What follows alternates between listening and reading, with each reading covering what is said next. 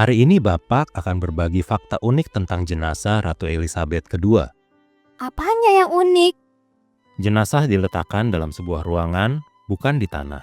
Jadi, untuk memperlambat proses pembusukan mayat, peti matinya dilapisi timah. Kenapa timah bisa membuat mayat tahan lama? Timah menyegel peti mati dan mencegah kelembapan masuk sehingga selama setahun, tubuh tetap utuh dan bau racun tidak keluar. Namun, tidak dapat terhindar, suatu saat nanti tetap akan rusak. Hal yang biasa tentunya. Berbeda dengan pemakaman teragung yang sesaat lagi akan kita dengarkan. Suap pemakaman yang akan membuat nyaman semua orang percaya. Mari kita sambut firman-Nya. Jadi, kita akan melanjutkan petualangan kita dalam kerajaan Allah. Untuk itu, mari kita berdoa. Kita mohon berkat Tuhan di dalam doa. Bapa di surga, kiranya Engkau berkenan beranugerah kepada kami, untuk kami mengerti apa yang menjadi maksud Tuhan. Dan biarlah kami boleh menyambut firman-Mu dengan segala ucapan syukur kami. Dan biarlah kebenaran firman Tuhan berakar, bertumbuh, berbuah dalam hidup kami. Dalam nama Tuhan Yesus kami berdoa. Amin. Adik-adik, kita sudah melihat dalam petualangan kita sebelumnya bahwa Tuhan Yesus sudah mati sebelum prajurit-prajurit itu memenggal kaki Tuhan Yesus. Maka prajurit-prajurit itu kemudian menusuk lambung Tuhan Yesus dengan mereka punya senjata dengan tombak mereka, dan darah dan air keluar dari lambung Tuhan Yesus. Setelah itu bagaimana, adik-adik? Apa yang terjadi dengan ketiga mayat yang tergantung di atas kayu salib itu?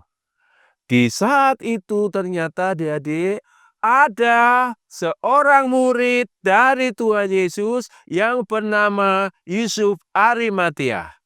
Dia seorang murid, namun dia takut mengakui bahwa dia adalah seorang murid di hadapan orang-orang Yahudi. Sehingga dia menjadi murid secara sembunyi-sembunyi. Namun ketika dia tahu bahwa Tuhan Yesus sudah mati, dia menghadap kepada Pontius Pilatus untuk mendapatkan izin untuk boleh menurunkan mayat Tuhan Yesus, untuk boleh merawatnya, mengapaninya, kemudian memberikan penghormatan terakhir dan menguburkan Tuhan Yesus dengan layak. Mengapakah Yusuf Arimatia ini adik-adik tidak berani mengakui bahwa dia adalah murid Tuhan Yesus?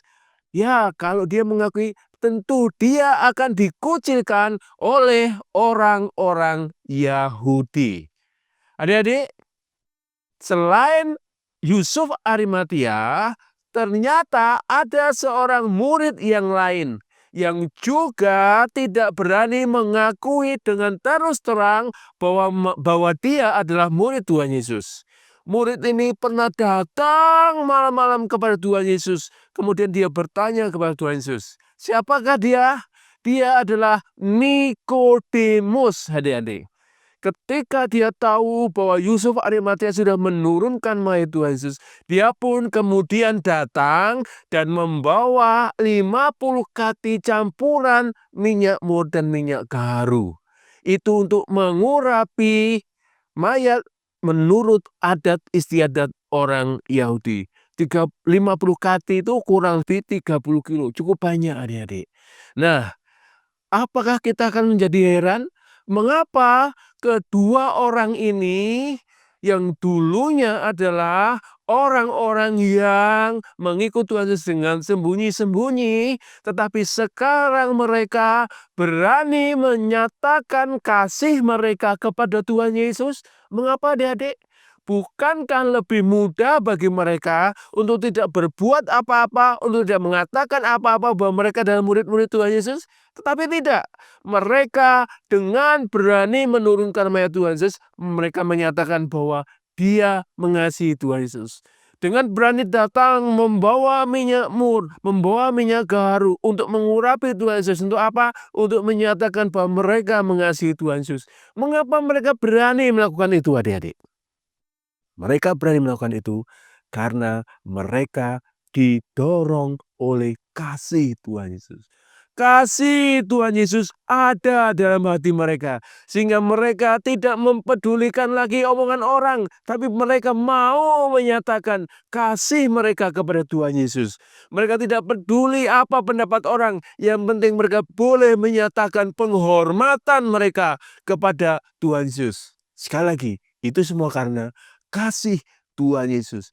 Ini membuktikan walaupun pada waktu itu Tuhan Yesus mati, jasadnya ada dan mau dikuburkan, tetapi dia hidup di dalam hati Yusuf Arimatia. Dia hidup di dalam hati Nikodemus. Demikian juga adik-adik, ketika dia menyerahkan hidupnya menjadi persembahan yang memperkenan hati Tuhan, dia berhak hidup di dalam hati setiap orang yang percaya kepadanya, setiap orang yang mengasihi dia. Adik-adik, kalau kita adalah orang-orang yang sungguh-sungguh beriman kepada Tuhan Yesus, itu karena kita telah mendapatkan anugerah.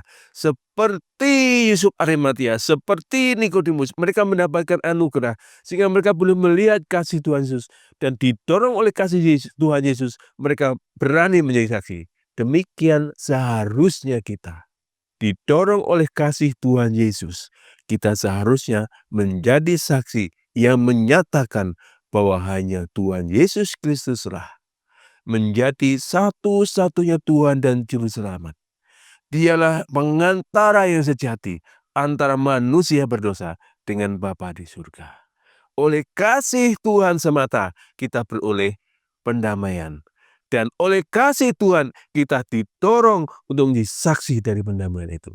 Kini Tuhan memberkati kita. Mari kita berdoa. Bapa di surga, kami bersyukur berterima kasih karena kami beroleh anugerah Tuhan, sehingga kami boleh mendapatkan keselamatan di dalam Kristus Tuhan. Kami juga mengucap syukur oleh karena anugerah Tuhan, kami boleh merasakan kasih Tuhan Yesus dalam hidup kami. Tolonglah kami Tuhan, seperti Yusuf Arimatia, seperti Nikodemus, didorong oleh kasih Tuhan Yesus. Mereka berani menyatakan kesaksian hidup mereka, bahwa mereka adalah murid-murid Kristus. Demikian pula kami ya Tuhan, tolonglah kami, supaya dengan cinta kasih yang daripada Tuhan, kami boleh berani menyatakan bahwa kami adalah murid Tuhan Yesus. Supaya melalui hidup kami ya Tuhan, banyak orang mau menerima Tuhan Yesus sebagai Tuhan dan Juru Selamat. Terima kasih Bapa untuk anugerah yang besar yang Kau berikan kepada kami. Dalam nama Tuhan Yesus kami berdoa. Amin.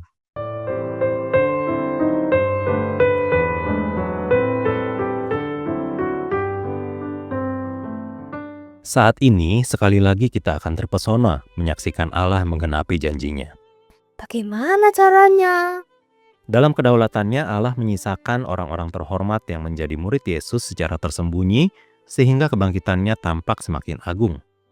Mungkin yang dimaksud adalah Yusuf dari Rama atau Arimatea yang selama ini menutupi kasihnya terhadap Kristus karena takut orang Yahudi mengucilkannya dari tempat ibadah. Namun saat kematian Yesus tiba, dia menjadi sangat berani meminta mayat guru yang dihormatinya itu. Yusuf kedudukannya cukup terpandang, sehingga dapat menghubungi Pilatus untuk minta izin menguburkan mayat Yesus. Sementara tak seorang pun kerabat Yesus termasuk ibunya berminat untuk melakukan hal ini. Bila Allah memiliki pekerjaan yang harus dituntaskan, maka ia menemukan orang yang pantas menunaikannya. Yusuf dan Nikodemus yang membawa campuran minyak mur dan gaharu untuk mengawetkan mayat dapat menunjukkan sikap hormat serta murah hati untuk menguburkan mayat Yesus secara terhormat. Berarti setiap orang punya tugas masing-masing supaya janji Allah terlaksana. Yuk kita lanjut baca Yohanes 20 ayat 1-2. Sampai jumpa.